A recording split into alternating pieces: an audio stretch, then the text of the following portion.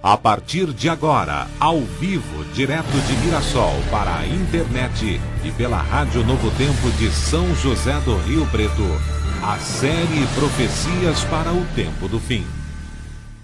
Nós saudamos a todos com a paz de Cristo. É sempre uma alegria estarmos reunidos para mais um estudo da Palavra de Deus. Na aula de hoje, nós vamos estudar sobre a teologia da prosperidade e a verdadeira fidelidade cristã, a verdadeira mordomia cristã. A aula de hoje é quase que uma denúncia. Eu espero que muitas pessoas, ao estudarem conosco a Bíblia, possam entender que essa chamada teologia da prosperidade, que está infelizmente na moda no mundo evangélico e infelizmente permeando algumas outras, denominações, especialmente igrejas mais tradicionais, também estão embarcando nessa história da teologia da prosperidade, que basicamente ensina o seguinte: quanto mais eu dou a Deus, mais Deus me devolve em troca. É um toma lá da cá. Quanto mais eu devolvo para Deus, quanto mais ofertas e o dízimo, quando eu coloco tudo nas mãos de Deus, em troca, Deus então me cumula de bênçãos. Nós vamos ver dentro da Bíblia, queridos, se isso é verdade ou não. Obviamente, Deus nos abençoa. Nos abençoa em todas as áreas da nossa vida. Mas será que essa teologia da prosperidade tem base bíblica ou não? A palestra de hoje não foi preparada pelo pastor Roberto Mota. A palestra foi preparada pelo doutor Alberto Tim, que foi meu professor no Seminário Adventista Latino-Americano de Teologia. Ele escreveu um artigo sobre o assunto, nós fizemos aí um resumo do artigo e transformamos o artigo em PowerPoint.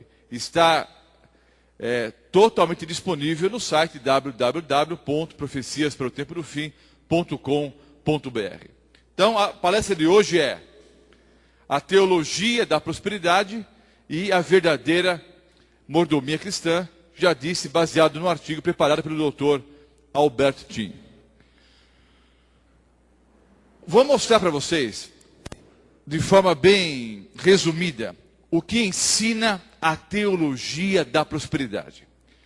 E vou citar um autor muito conhecido, e que é, no Brasil, talvez o maior defensor dessa falsa doutrina, que é o bispo Edir Macedo. Vejam o que ele diz. Dar o dízimo, entendam bem, não é o que a Igreja Adventista do Sétimo Dia diz. O que eu vou ler agora é o que ensina o bispo Edir Macedo, que sintetiza o que a maioria das igrejas que pregam a teologia da prosperidade ensinam por aí. Então vejam o que ele diz, ou o que diz a teologia da prosperidade. Dar o dízimo é candidatar-se a receber bênçãos sem medida, de acordo com o que diz a Bíblia, sobre os aspectos físicos, espiritual e financeiro. Quando pagamos o dízimo a Deus, Ele fica na obrigação de cumprir a sua palavra. Não está sublinhado no livro. Eu sublinhei para chamar a atenção. Então vejam, quando pagamos o dízimo, quando damos ofertas a Deus, Ele fica na obrigação de cumprir a sua palavra, queridos. Deus pode ser obrigado a fazer alguma coisa? Outro ponto. A palavra de Deus não basta, queridos? Quer dizer, eu preciso então, de alguma forma, colaborar para que Deus coloque sua palavra em prática. Não sei se vocês já viram por aí uma frase muito comum em repartições públicas, por exemplo. Já vi também em ônibus, um adesivo com a seguinte frase: a minha educação depende da sua. Já viram essa frase por aí? Ou já ouviram alguém dizendo isso? A minha educação depende da sua. Isso é uma tremenda idiotice. A minha educação não depende de ninguém. Ou eu sou educado ou não sou.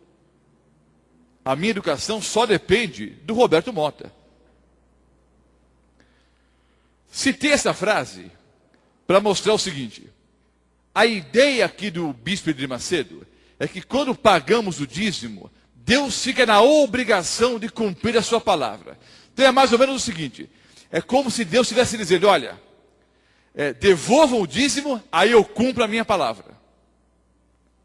Quer dizer, a minha palavra depende de vocês. Vocês acham que é assim, queridos? Vocês acham que Deus pode ser obrigado a fazer alguma coisa? Mas essa ideia de obrigar a Deus a fazer uma coisa é muito comum nessas igrejas neopentecostais e no mundo evangélico de modo geral. É muito comum hoje você ouvir pastores orando, pode ser pastor, bispo, pastora, bispa, orando da seguinte maneira: eu determino que tal coisa vai acontecer. Queridos, ninguém pode determinar coisa alguma, a não ser Deus. Eu determino que o Senhor Deus vai te curar. O que é isso, queridos? Eu oro e digo, seja feita a tua vontade. E digo ainda, se for da tua vontade, Senhor. Agora, esse tipo de frase, eu determino, exemplifica de maneira muito clara o que estamos mostrando aqui na frase do bispo Edir Macedo. É que, segundo eles, Deus é obrigado a fazer aquilo que nós estamos pedindo. Porque eu sou fiel. Então, por ser fiel, Deus fica na obrigação agora de me abençoar. Então, ele fica na obrigação de cumprir sua palavra, repreender os espíritos devoradores, que desgraçam a vida do homem, atuando nas doenças, nos acidentes, nos vícios, na degradação social e em todos os setores de atividade humana. Há uma outra questão interessante. Há um demônio para cada problema hoje. Então o camarada tem problema na coluna, então é o demônio da coluna. Tem o demônio do câncer, da enxaqueca, da prisão de ventre, o demônio, não é, dos assaltos, o demônio dos maremotos, o demônio dos terremotos. Para cada desgraça, não é, o demônio da crise financeira, para cada problema físico, para cada problema social, para cada problema, não é, na natureza, no mundo que nós vivemos, para cada coisa agora tem um demônio. Então é muito comum você ir a uma igreja pentecostal e o pastor, não, isso aí não é a doença, né, é o demônio da coluna. Eu devo ter no mínimo 4 capetas só na coluna então, porque eu tenho cifose, escoliose, lordose. Já que se eu for lá vai ser pior, que vão bater cabelo na minha cabeça, e fica mais dor na coluna ainda, né? Então, queridos, é o que ele diz aqui. Então, atuando nas doenças, nos acidentes, nos vícios, na degradação social, em todos os setores de atividade humana. É lógico, eu sei, queridos, que o demônio é o causador dos problemas no mundo que nós vivemos.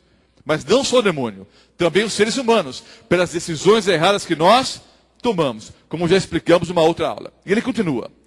Quando somos fiéis no dízimo, além de nos vermos livres desses sofrimentos, que sofrimentos? Eu volto aqui.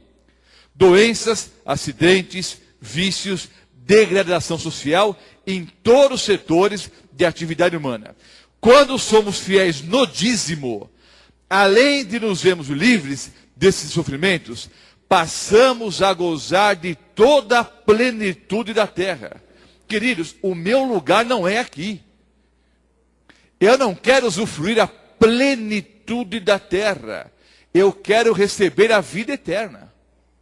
Agora, a ênfase da teologia da prosperidade é uma vida melhor aqui. E eu creio também que cristianismo é uma vida melhor hoje. Mas é acima de tudo a vida eterna. A ênfase deveria ser a nova Jerusalém. A vida eterna. Mas para a teologia da prosperidade, toda a ênfase é dada para esse mundo aqui.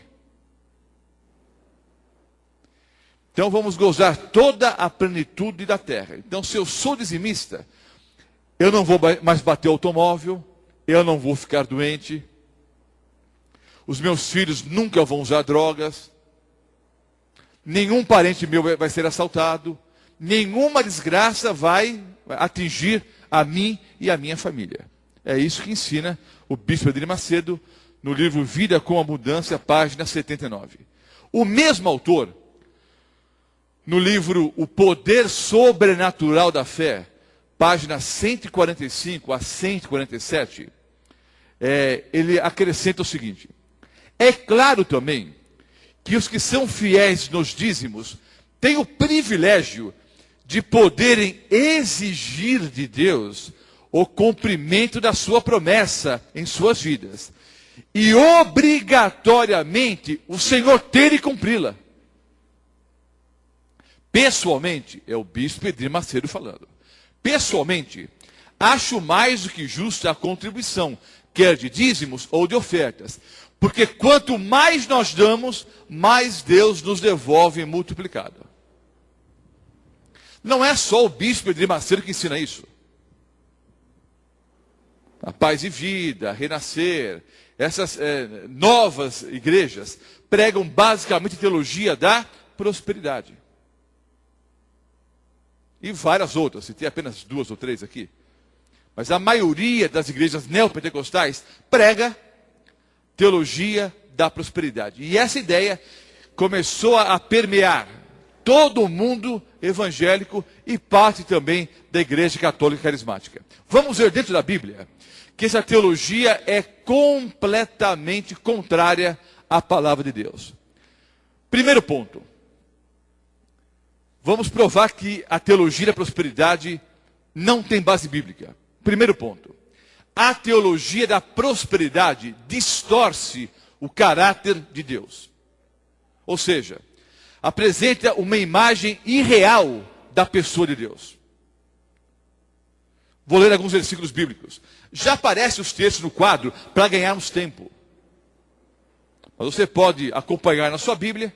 Quem está em casa pode acompanhar na Bíblia. Ou pode acompanhar no quadro que já aparece na projeção, para nós ganharmos algum tempo. Eu não estou fazendo sermões nas últimas noites aqui. Não fiz nenhum sermão. São aulas. E a aula de hoje é mostrar a verdadeira mordomia cristã e a falsa doutrina da teologia da prosperidade. Vamos lá. Mateus 5:45. Para que vos torneis filhos do vosso Pai Celeste, porque Ele faz nascer o seu sol sobre maus e bons, e vir chuvas sobre justos e injustos. Entenda uma coisa, irmãos. Uma grande parte das bênçãos que Deus dá aos seres humanos, dá a todas as pessoas, quer sejam elas boas ou más. O sol, queridos, é uma bênção de Deus ou não? Está aí para todas as pessoas. A chuva é um dom de Deus ou não? Sim.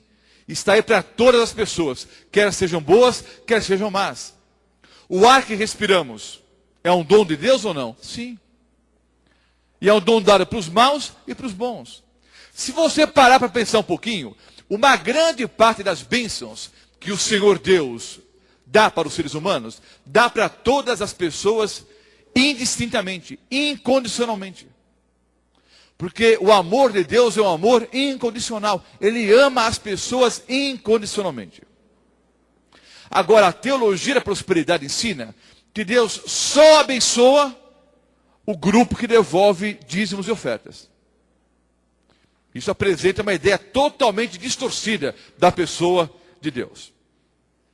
Segunda carta do apóstolo Pedro, o capítulo 3, o versículo 9. Não retarda o Senhor a sua promessa, como alguns a julgam demorada. Pelo contrário, Ele é longânimo para convosco, não querendo que nenhum pereça, senão que todos cheguem ao arrependimento. Deus é longânimo para com todas as pessoas. O Senhor Deus quer que todas as pessoas se arrependam, que todas recebam a vida eterna. O Senhor Jesus morreu por todas as pessoas. Então o primeiro ponto é esse. A teologia da prosperidade apresenta um Deus interesseiro. Um Deus que só abençoa à base de troca. Distorce, então, o caráter do nosso querido, bondoso e amorável Deus. O segundo ponto. A teologia da prosperidade apresenta uma imagem utópica da existência humana dentro do conflito entre o bem e o mal. Conflito cósmico entre o bem e o mal. Vou explicar. A teologia da prosperidade apresenta a seguinte ideia: que se eu sou fiel a Deus, nenhum mal vai atingir a minha casa, a minha pessoa, as pessoas que eu amo. Isso não é verdade. Mesmo sendo fiel a Deus em todas as coisas, e não apenas nos dízimos e nas ofertas, mesmo que eu seja fiel em todas as coisas, isso não me garante que eu não vou enfrentar dificuldades aqui nesse planeta. Porque dentro do contexto do grande conflito entre o bem e o mal, e nós que vivemos no palco desse conflito, nós, ao sermos fiéis a Deus, podemos também sofrer consequências.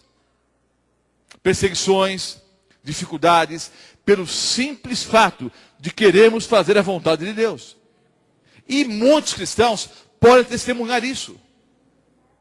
Quantas pessoas, para abraçarem a Jesus como Salvador e Senhor, tiveram que deixar uma amizade, às vezes um relacionamento, um casamento. Quantos, ao aceitarem a Jesus, foram rejeitados pelos próprios familiares. Quantas pessoas, para serem fiéis a Deus, perderam o emprego. Quantas pessoas, ao serem fiéis a Deus, foram perseguidas, humilhadas. Quantos cristãos no passado morreram por serem fiéis a Deus?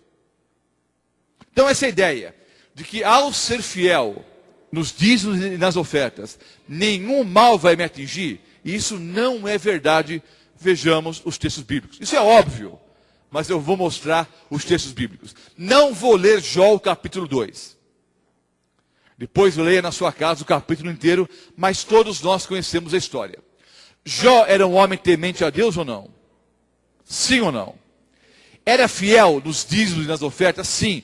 Só que Jó não era só fiel nos dízimos e nas ofertas. Era fiel em todas as coisas.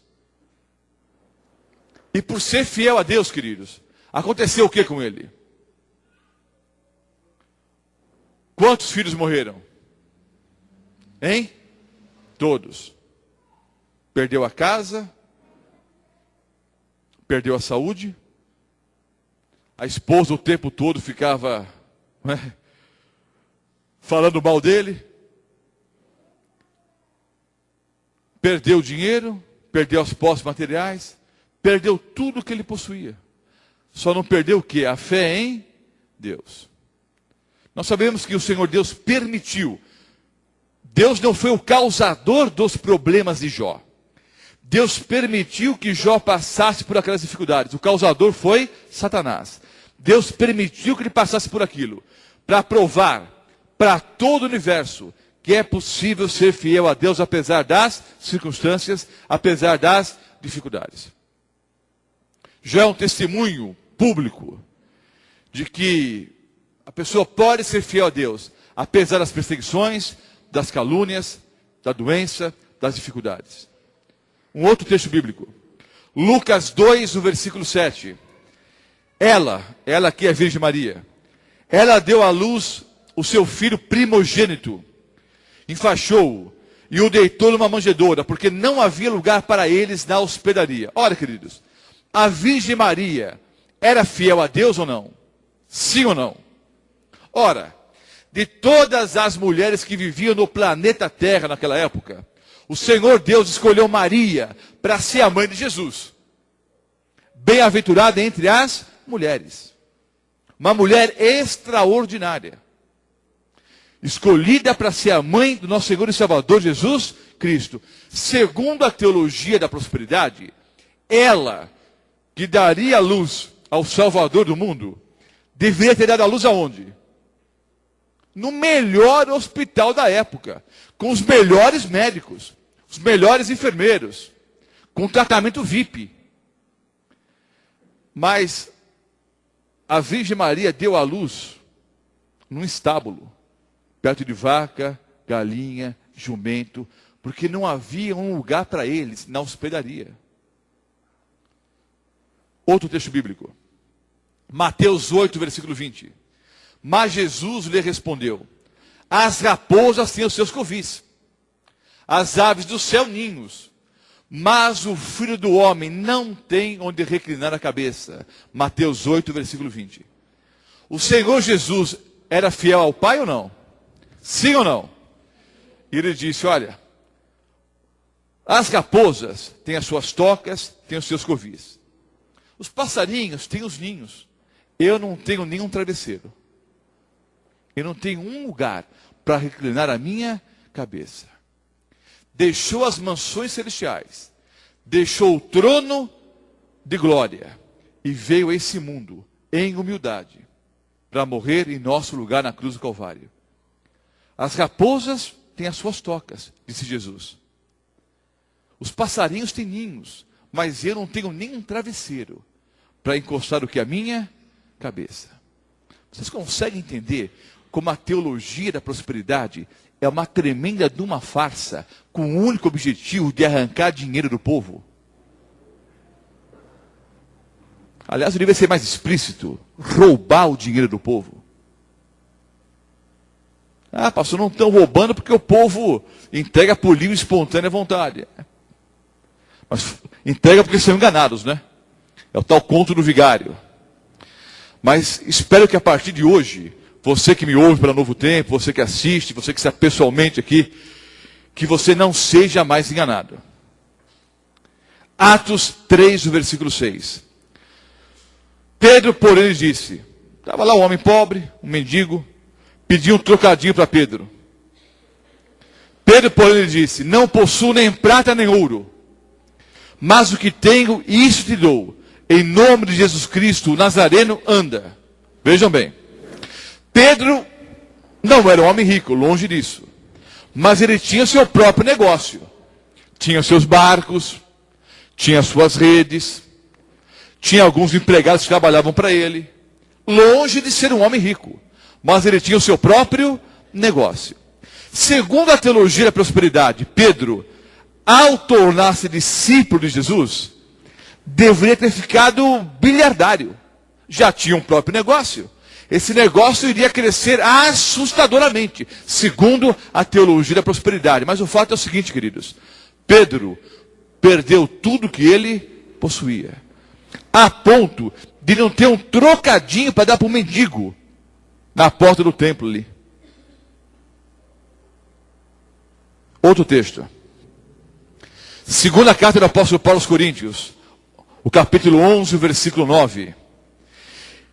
O apóstolo Paulo falando: e estando entre vós, ao passar privações. Então algumas coisas faltaram para o apóstolo Paulo. O apóstolo Paulo não era milionário, mas era um homem que tinha uma boa condição financeira.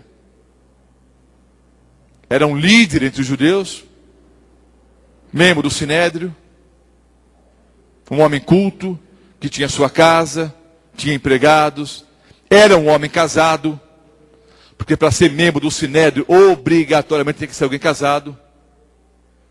Agora o apóstolo Paulo, ao abraçar Jesus, ele perde tudo. Perdeu a família, provavelmente, perdeu a casa, sua posição, o seu trabalho, os bens materiais, os empregados, as pessoas que o serviam, perdeu tudo. Por amor a Cristo Jesus.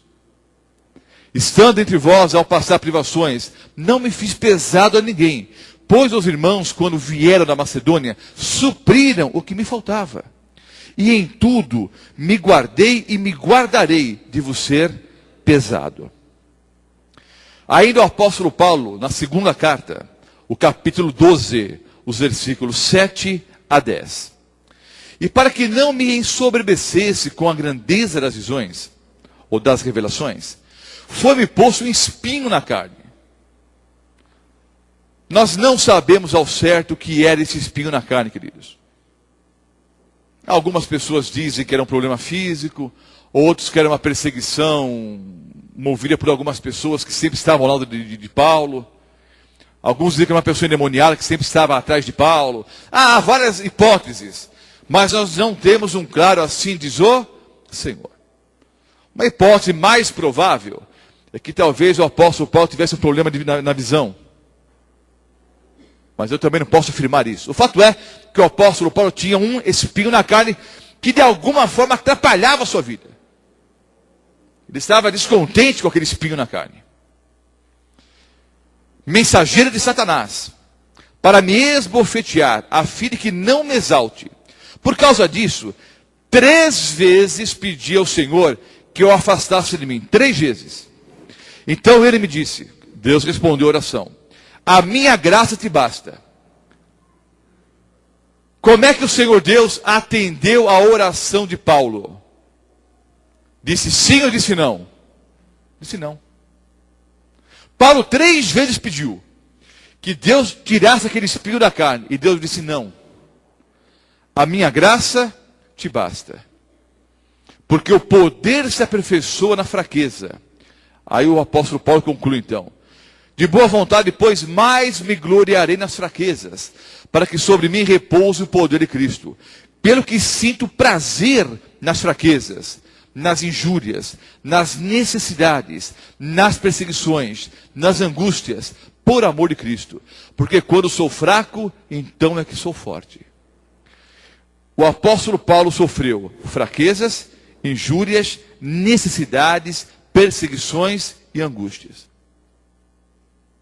Você consegue enxergar como a teologia da prosperidade é uma farsa? O apóstolo Paulo, para seguir a Cristo, abandonou tudo que ele possuía. 2 Timóteo 3, no versículo 12. Ora, todos, vejam bem queridos, todos, apenas alguns não, todos quantos querem viver piedosamente em Cristo Jesus serão perseguidos. Se você, ao abraçar a Jesus como Salvador e Senhor, não teve que abrir mão de nada, questione a sua conversão.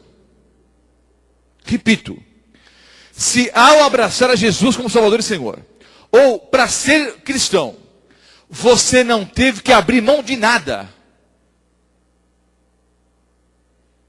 você pode parar hoje e questionar a sua conversão. É impossível abraçar a Jesus como Salvador e Senhor e não sofrer algum tipo de perseguição. É impossível ser verdadeiro cristão sem ter que abrir mão de algumas coisas. Pode ser um relacionamento, uma amizade, um trabalho, vícios com certeza.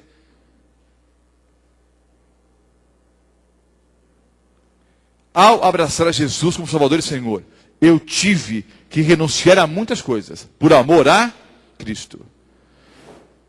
Todos quantos querem viver piedosamente em Cristo Jesus serão perseguidos.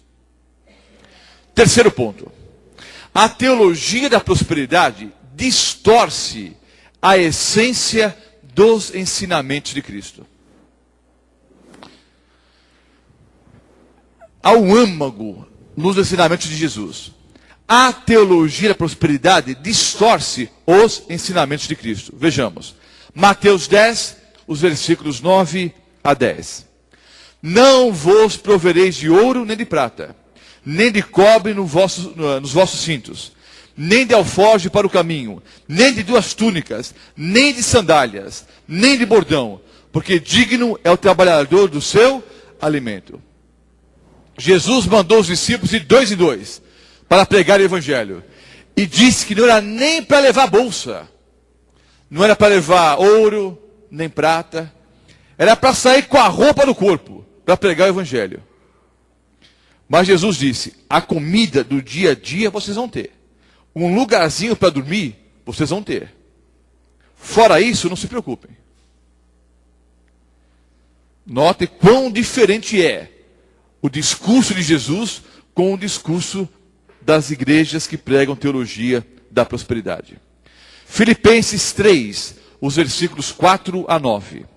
Carta do apóstolo Paulo aos Filipenses, o capítulo 3, os versículos 4 a 9.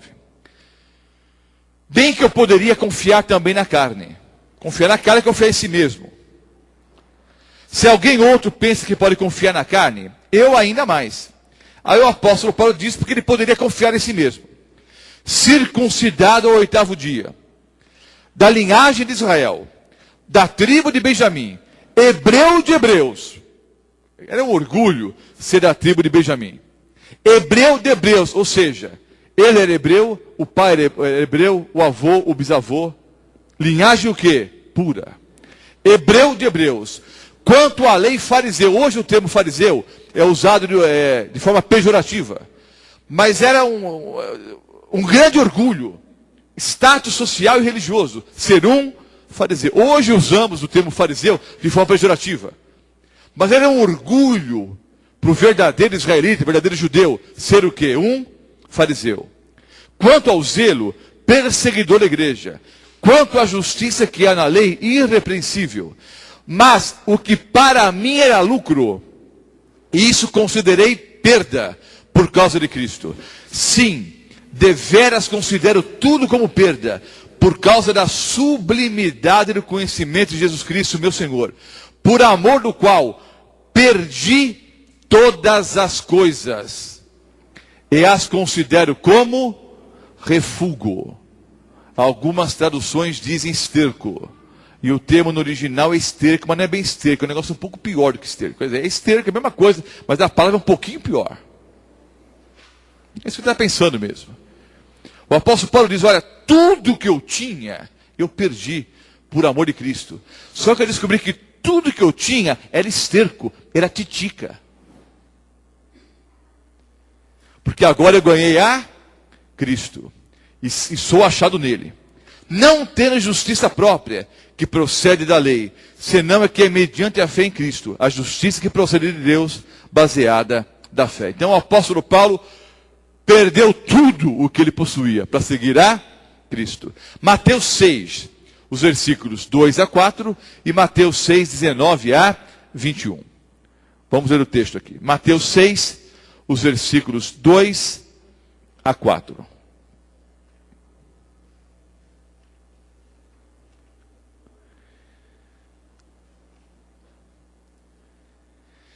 Quando, pois, deres esmola, não toques trombeta diante de ti, como fazem os hipócritas. Quem tem fé de 5? Quem tem fé de 10? Quem tem fé de 50? Né? 5 reais, 10 reais, 50 reais. Quem tem fé de 1.000 reais? Isso vai contra o ensinamento bíblico.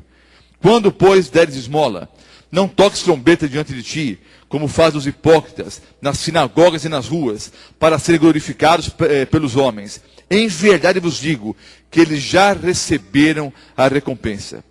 Tu, porém, ao dares a esmola, ignore a tua mão esquerda o que faz a tua mão direita, para que a tua esmola fique em secreto, e o teu pai que vem em secreto te recompensará. Versículos 19 a 21. Não acumuleis para vós outros tesouros sobre a terra. O texto que eu li, a frase que eu li do Bispo Macedo, diz que quando nós devolvemos o dízimo, nós gozamos de toda a plenitude da terra. É o que ensina o Bispo Macedo e as igrejas que pregam a teologia da prosperidade. Jesus veio e diz o contrário. Não acumuleis para vós outros tesouros sobre a terra, onde a traça e a ferrugem corroem, e onde os ladrões escavam e roubam. Mas ajuntai para vós outros tesouros no céu, onde traça nem ferrugem corrói, e onde os ladrões não escavam nem roubam. Porque onde está o teu tesouro, aí estará também o teu coração. Se eu quero gozar a plenitude da terra, aqui estará o meu coração. Se eu quero a vida eterna, o meu coração vai estar na vida eterna. O que eu quero? Esse mundo ou a vida eterna? 1 Timóteo 6, versículo 10. Porque o amor do dinheiro, não é pecado ter dinheiro, queridos. Abraão era rico ou pobre? Milionário. Davi, pastor de ovelhas, mas depois que morreu de Israel, milionário. Salomão, rico ou pobre? Milionário. José de Arimateia, rico ou pobre? Milionário. Nicodemos, milionário, dizem alguns estudiosos, não é a Bíblia que diz isso. Alguns estudiosos afirmam que Nicodemos possuía dinheiro para sustentar Israel por 10 anos. Repito, alguns estudiosos dizem que Nicodemos possuía dinheiro para sustentar todo o país por 10 anos. Pagar aluguel, impostos, educação, medicamento, alimentação, para toda a nação por 10 anos. Só que um dia, conversando com Jesus, Jesus mandou Nicodemos dar quanto dinheiro para os pobres? Nem um centavo. Conversando com um jovem rico uma vez, Jesus mandou que o jovem rico desse todo o dinheiro para os pobres. Já conversando com Nicodemos, que era muitas vezes mais rico do que o jovem rico, Jesus não pediu para que Nicodemos desse nenhum centavo para os pobres. Por quê, queridos? Nicodemos possuía dinheiro, não era escravo do seu dinheiro, não amava o dinheiro. O problema não é quanto você tem, o problema é onde está o seu coração. O amor do dinheiro é a raiz de todos os males. Não é pecado ser rico. Não é pecado ter dinheiro, desde que você tenha conquistado esses bens de forma honesta, com o suor do seu rosto. O problema é onde está o seu coração. Ah, pastor, a maioria de nós que ouvimos a palestra nesse momento, somos pessoas de baixo poder aquisitivo. Somos pessoas humildes, pastor. Não precisa tocar nesse assunto. Preciso sim. Porque, insisto, o que está no foco aqui não é quanto dinheiro você tem, é onde está o seu coração. Eu conheço homens milionários, que têm 4, 5, 6, 8, 10 automóveis importados. E o coração deles está nos bens materiais. Por outro lado, eu conheço pessoas que têm um fusquinha, mas a vida deles é um fusquinha. Eu conheço pessoas que têm centenas de imóveis pelo Brasil e pelo mundo afora. E o coração deles está nos bens materiais. Agora, eu conheço também pessoas que têm um terreno de 10 por 25, sem escritura definitiva. Aliás, é meio lote, 5 por 25. Sem escritura definitiva. E a vida dele é aquilo ali. Então não importa quanto você tem. Você pode ser milionário e temente a Deus. Nicodemos é um exemplo. Milionário. Mas o seu coração não estava nos bens materiais. O que faltava para Nicodemos era só o batismo. Por isso que Jesus apelou, não é? Em João capítulo 3, para que ele fosse o quê? Batizado.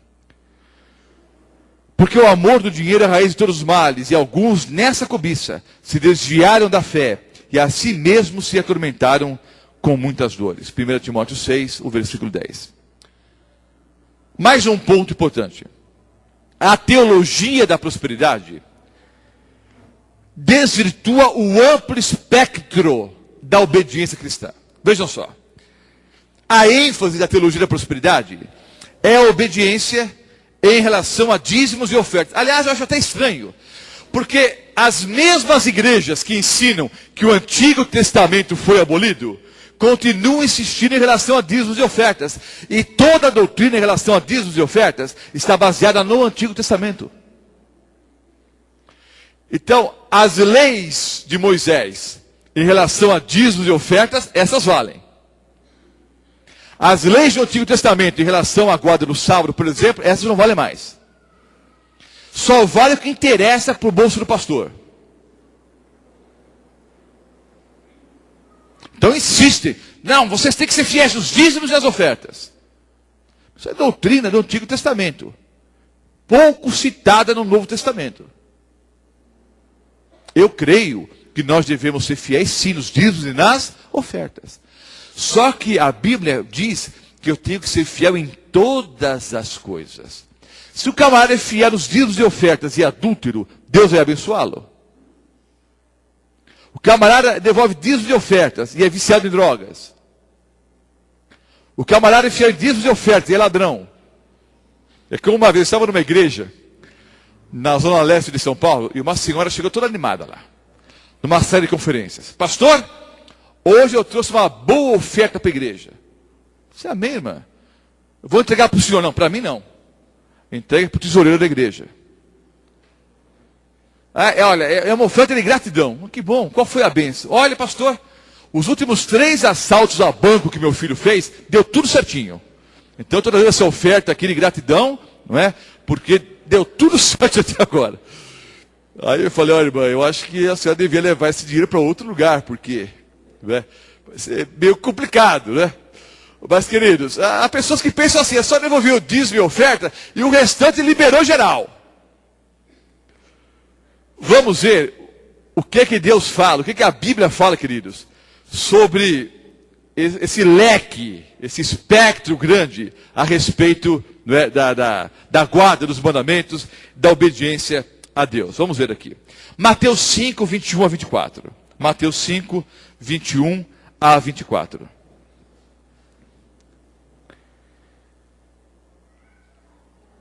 Ouvistes que foi dito aos antigos: não matarás, e quem matar estará sujeito a julgamento. Eu, porém, vos digo que todo aquele que sem motivo se irá contra seu irmão será sujeito a julgamento. E quem proferir um insulto a seu irmão será sujeito a julgamento do tribunal. E quem lhe chamar tolo será sujeito ao inferno de fogo. Já estudamos esse assunto no inferno de fogo numa aula anterior. Se, pois, ao trazeres ao altar a tua oferta, ali te lembrares de que teu irmão tem alguma coisa contra ti, deixa perante o altar a tua oferta. Vai primeiro reconciliar-te com teu irmão, e então, voltando, faze a tua oferta.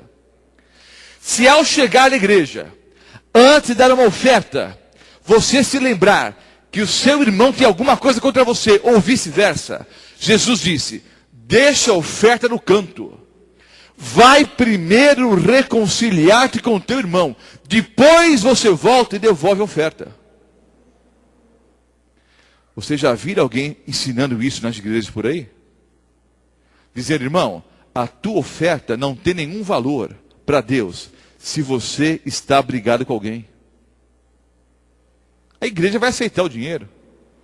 Se for uma igreja honesta, vai até utilizar o dinheiro de uma maneira honesta. Se essas igrejas por aí, camarada, põem o dinheiro dentro de um saco de lixo, amarra a boca do saco de lixo, põe nas costas e sai correndo, aí não acredito muito não. Mas mesmo que você dê um dinheiro para uma boa causa, e o dinheiro que vai ser utilizado de maneira honesta, no teu relacionamento com Deus não valeu nada. Porque Jesus disse, está brigado com alguém? Quer dar uma oferta? Antes, você se reconcilia com seu irmão. Depois você vem e traz o quê? A oferta. Malaquias, eu vou ler aqui o capítulo 1. Normalmente, quando se fala em dízimos e ofertas, só é citado o final do livro de Malaquias. Só que o livro do profeta Malaquias é um todo, é um sermão, é um discurso, que tem começo, meio e fim. Vamos entender esse amplo espectro da obediência divina. Vamos entender no próprio livro do profeta Malaquias que não é só devolver dízimos e ofertas, não. O que Deus está exigindo através do discurso do profeta Malaquias é obediência em todas as coisas. Vamos ver aqui. O ideal seria ler o livro todo, não há tempo, depois ler em casa. Em 15 minutinhos, 20 no máximo, você lê todo o livro.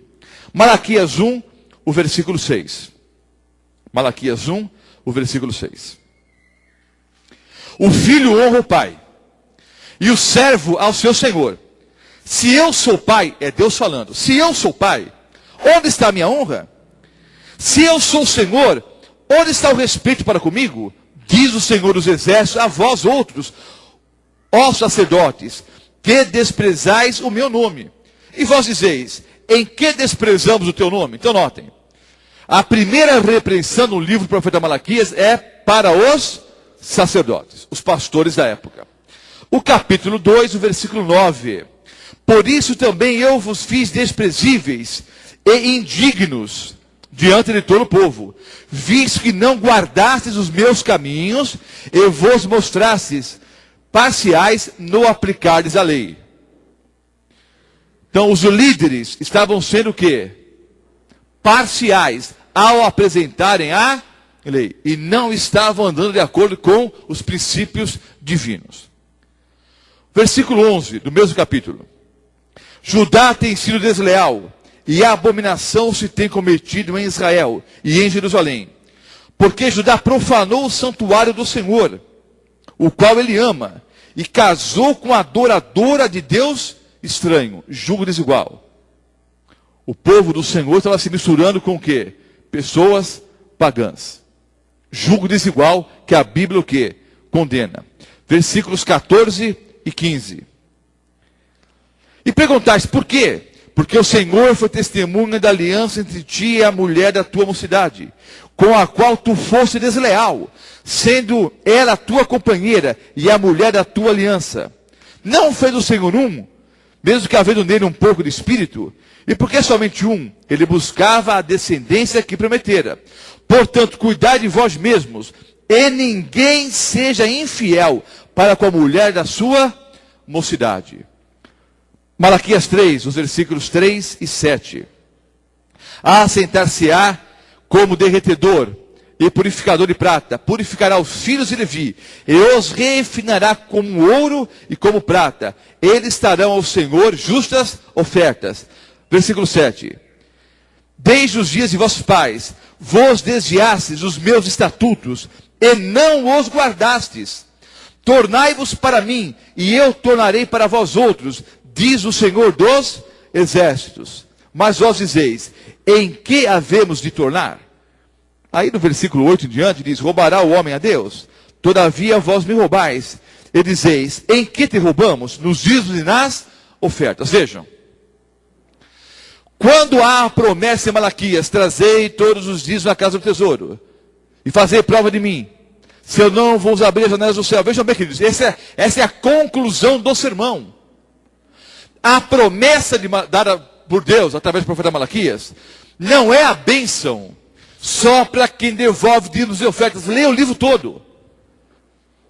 A primeira repreensão para os pastores da época, que estavam sendo desonestos ao aplicarem a lei.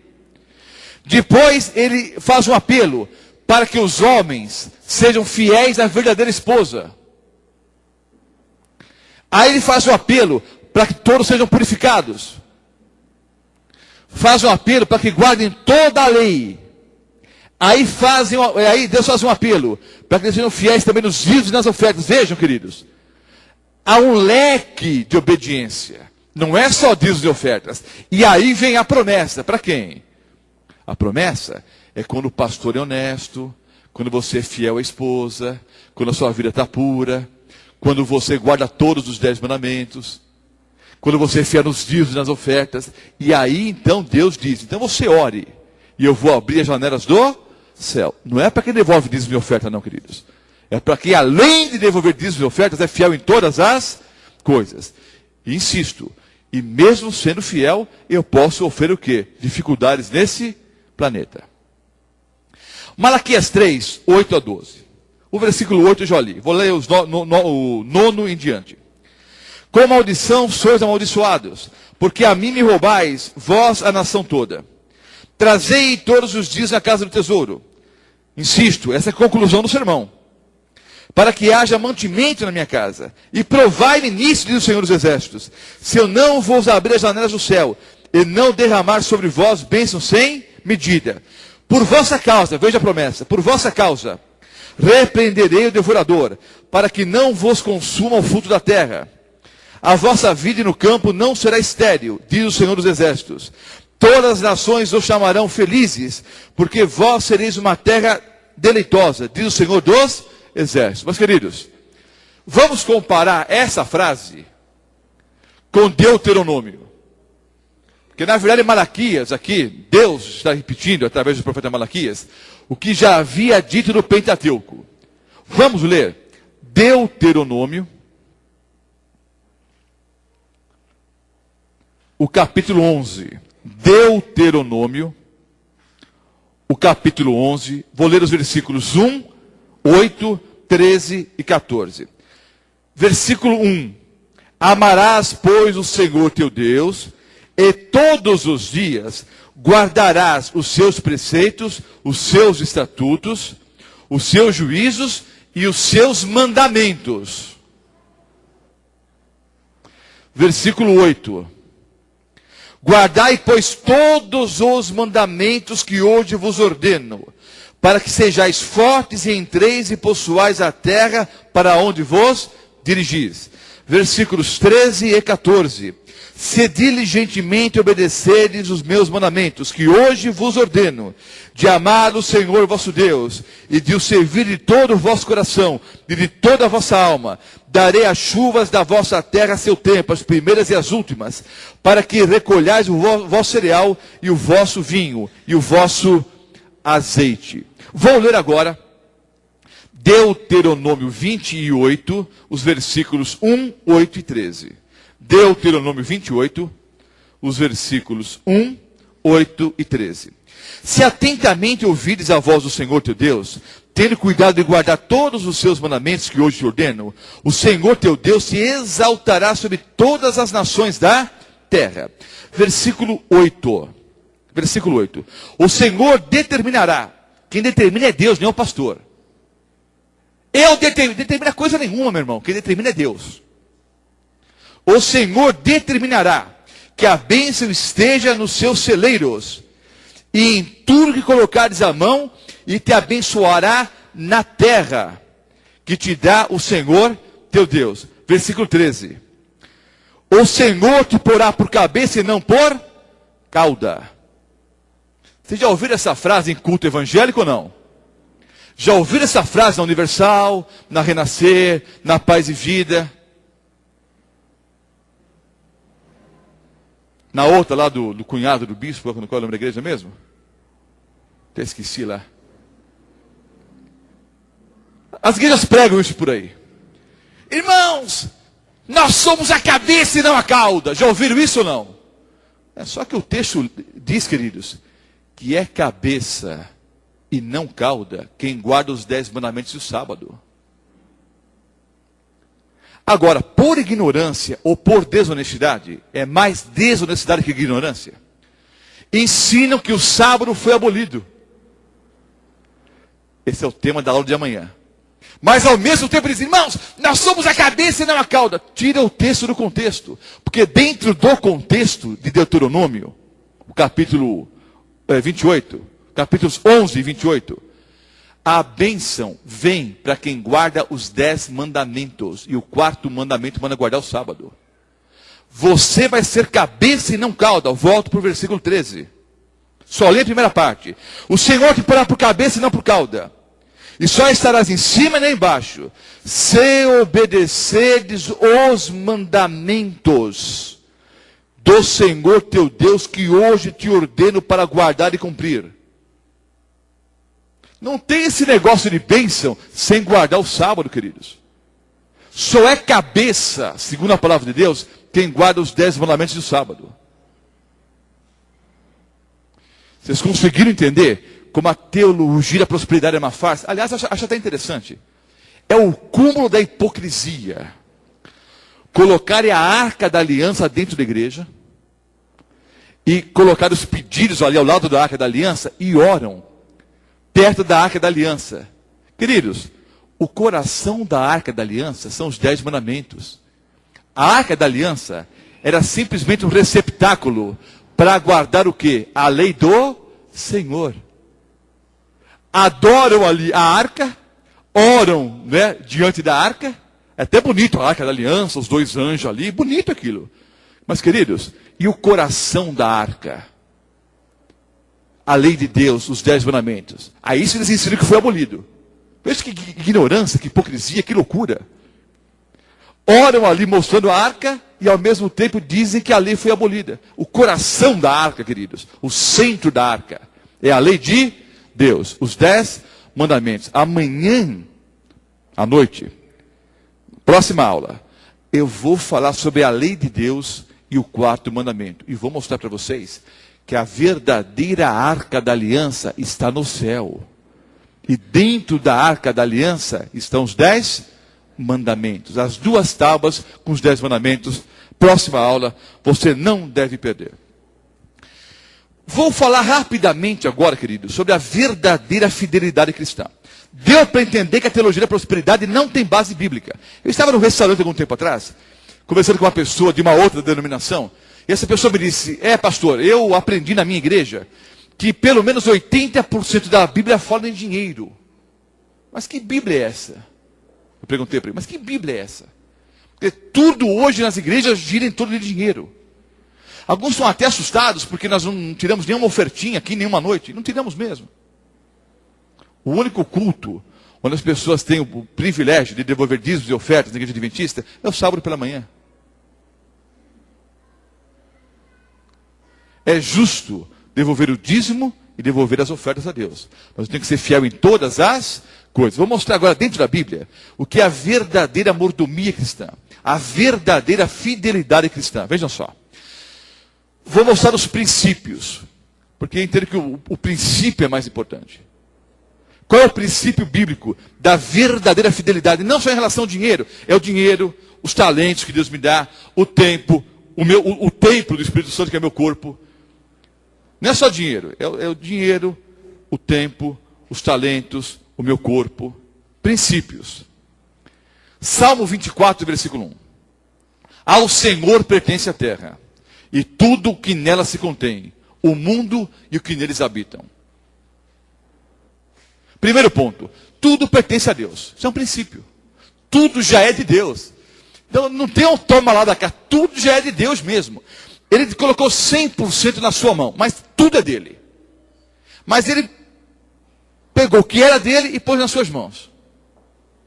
E só pede como prova da sua fidelidade que você devolva 10%. Como dízimo ao Senhor. Ele não precisa do seu dinheiro, queridos. Tudo pertence a Deus. É só uma prova de fidelidade. Ageu 2, versículo 8. O Senhor Jeová diz, minha é a prata, meu é o ouro, diz o Senhor dos exércitos. Queridos, as ruas do céu são de ouro. O material mais simplesinho que tem no céu é ouro. Tem tanto ouro no céu que pavimentaram as ruas de ouro. O Senhor Deus diz, minha é a prata, meu é o ouro. Ageu 2, versículo 8. Outro princípio. Mateus 6, 33. Buscai, pois, em primeiro lugar o seu reino, ou o reino de Deus, e a sua justiça. E todas estas coisas o serão acrescentadas. Qual é o princípio? Buscar em primeiro lugar a Deus. Eu estava no Rio Grande do Sul. Eu não sou gaúcho, eu sou paulistano. Tem a cara de sulista, não é? Eu nasci e me criei em São Paulo, no bairro de Ipiranga. Também não sou filho de alemães, como alguns me perguntam. Eu sou filho de portugueses e russos. E não tenho nada contra os alemães. Mas eu sou paulistano, filho de portugueses e russos. Eu estava trabalhando no Rio Grande do Sul. E fui convidado para almoçar na casa de um homem muito rico. Mais rico mesmo.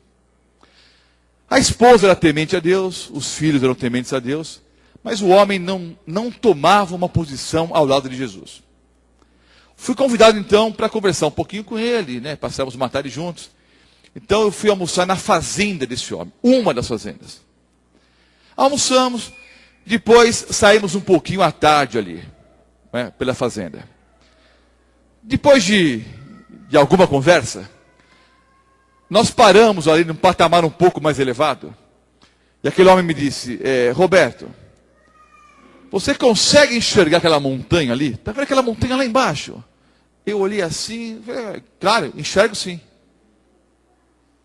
Ele me disse, tudo que você puder enxergar até aquela montanha é meu.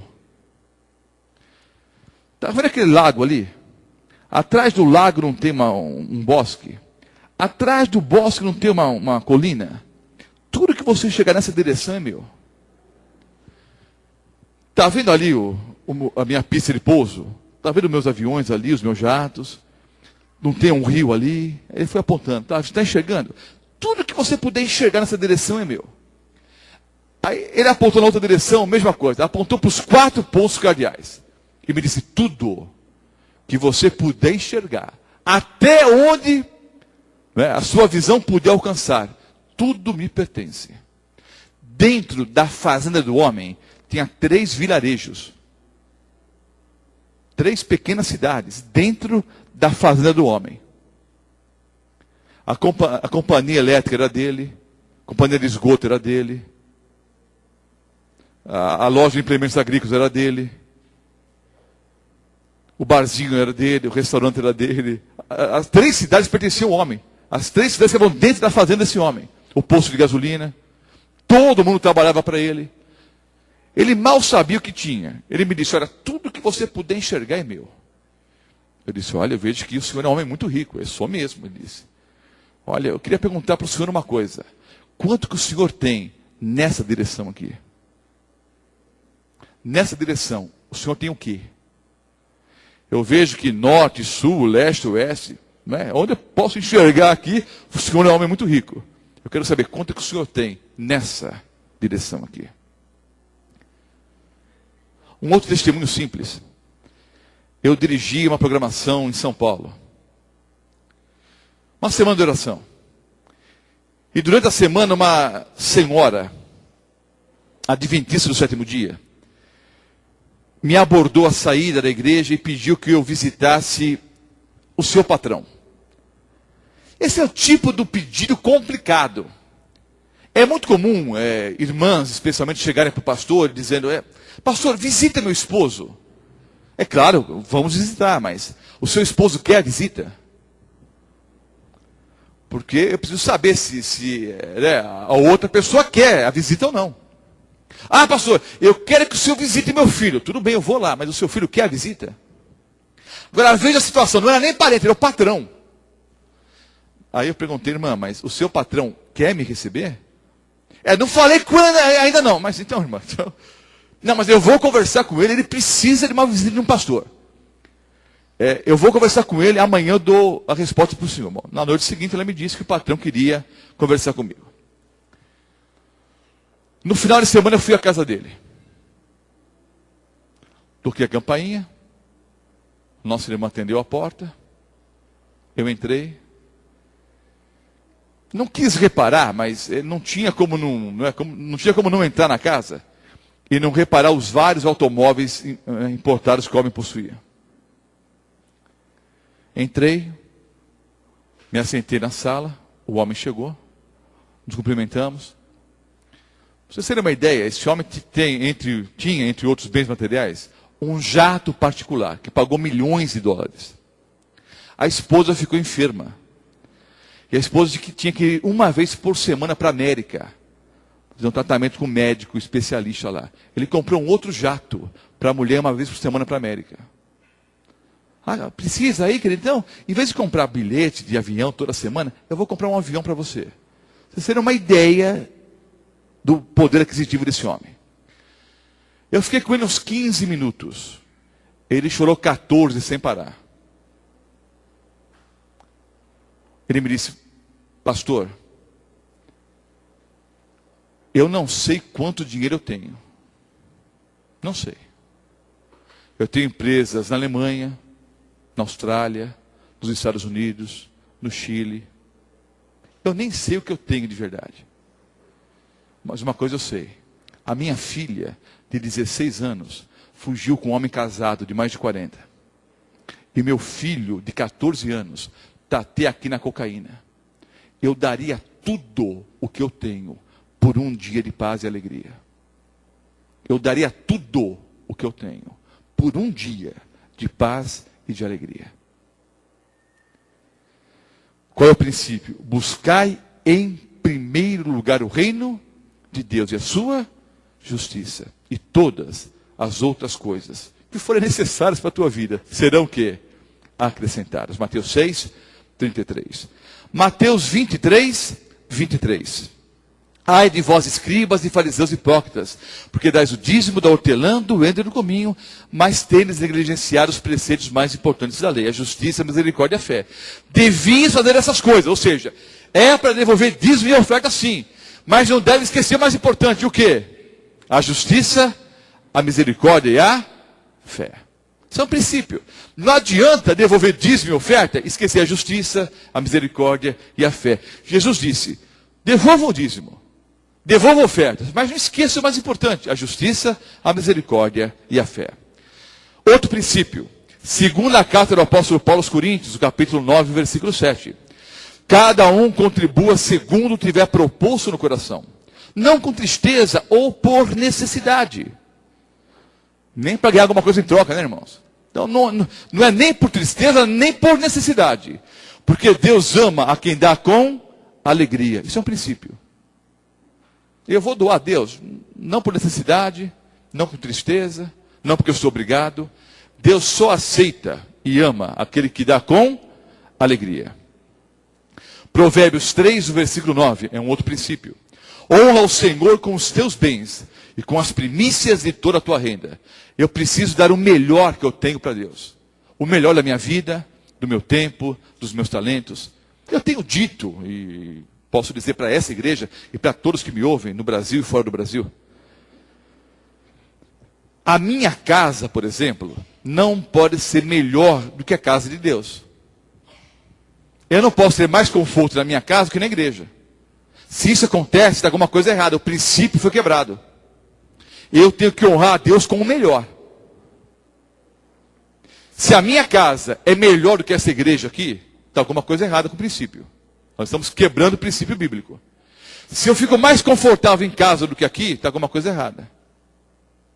Se é mais agradável ficar em casa do que na igreja, está alguma coisa errada. Eu preciso dar o melhor para Deus. É um princípio, Provérbios 3, versículo 9. Eu tenho que ser fiel nos dízimos e nas ofertas, mas tenho que ser fiel em todas as coisas.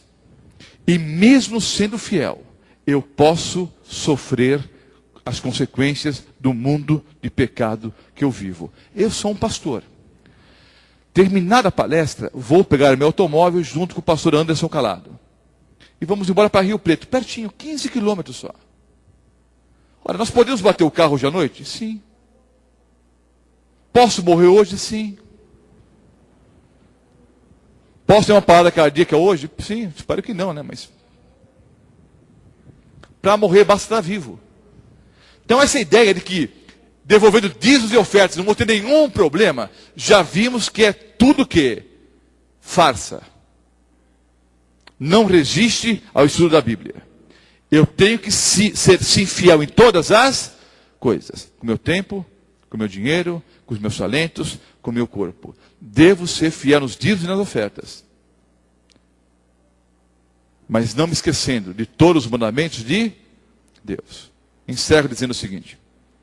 Eu ouvi uma história quando eu era criancinha, lá na igreja do Ipiranga, lá em São Paulo, há muitos anos atrás, eu nunca esqueci. É uma história que eu conto para crianças, mas vale para todo mundo. Uma criancinha, um menino, ganhou da mamãe 2 moedinhas. Vamos imaginar que fossem 2 moedinhas de R$1. Então ele recebeu R$2. 2 moedas exatamente iguais. E a mamãe disse, olha filho, essa moedinha de R$1 é sua. E a outra moedinha é de Jesus. Quando você for à igreja, no sábado pela manhã, você devolve essa moedinha como oferta ao Senhor. As 2 moedinhas. Uma é sua, a outra é de Jesus. Ele pegou as 2 moedinhas e saiu de casa contente, com as 2 moedinhas na mão. E ficou pensando, o que eu vou fazer com a minha moeda? Compro uma fruta? Compro figurinhas? Guardo? Porque a semana que vem a mamãe vai me dar mais alguma coisa, eu vou ajuntando um dinheirinho e compro um brinquedo depois. Ficou imaginando o que ele ia fazer com a sua moeda. Bom, tenho 2 moedinhas. Uma é minha, outra é de Jesus. A moedinha de Jesus eu vou devolver na igreja no próximo final de semana. A outra moedinha é minha. O que eu vou fazer com ela? E as 2 moedinhas na mão. Foi andando com as 2 moedinhas pelas ruas, de repente ele tropicou, perdeu o equilíbrio. E uma das moedinhas caiu da sua mão. E ele correu atrás da moedinha. E a moedinha foi rolando e caiu no bueiro. Aí ele olhou triste e começou a chorar. Lá se foi a moedinha de Jesus. Normalmente é o primeiro dinheiro que vai a moedinha de Jesus, né, irmãos? Vamos ser fiéis em todas as coisas. Com o nosso corpo, vamos honrar a Deus. Com o nosso tempo, vamos dedicar tempo da nossa vida para estudo da Bíblia, para a leitura de bons livros, para a pregação do Evangelho, para fazer o bem. Vamos usar os talentos que Deus nos deu para ajudarmos o próximo. E vamos pegar parte do dinheiro que pertence a Deus, tudo é de Deus. Parte, o dízimo, nós vamos devolver como prova do nosso amor para com Deus. E vamos dar ofertas, de acordo com aquilo que nós estamos propondo em nosso coração. Dando com alegria. O apelo que eu faço é que todos nós, que estamos aqui hoje à noite, os que nos ouvem pela Novo Tempo, e os que nos assistem via internet, tomem a decisão. A decisão de ser fiéis a Deus em todas as coisas. Vamos colocar em pé e vamos orar. Amado Pai Celestial, estudamos dentro da Tua Palavra a teologia da prosperidade, que é uma falsa doutrina que está envenenando uma grande parte das igrejas chamadas cristãs. Mas agora nós conhecemos a verdade. E nós não queremos mais ser enganados. Mais do que isso, nós queremos advertir outras pessoas para que aceitem única e exclusivamente o que está escrito na Tua Palavra, Senhor. Apenas o assim diz o Senhor. Apenas o que está escrito nas Sagradas Escrituras. Também estudamos um pouquinho a respeito da verdadeira mordomia cristã, da verdadeira fidelidade cristã. E nós queremos ser fiéis, Senhor, em todas as coisas. Queremos guardar todos os mandamentos. Inclusive, queremos ser fiéis também nos dízimos e nas ofertas. Mas também queremos honrar ao Senhor através do nosso corpo, do nosso tempo, dos nossos talentos. Queremos ser fiéis, Senhor, nos mínimos detalhes, o tempo todo, em todas as coisas. Para que tenhamos certeza absoluta de que acima desse mundo mau, receberemos das Tuas mãos a coroa da vida eterna. Obrigado, Senhor, pela Tua Palavra.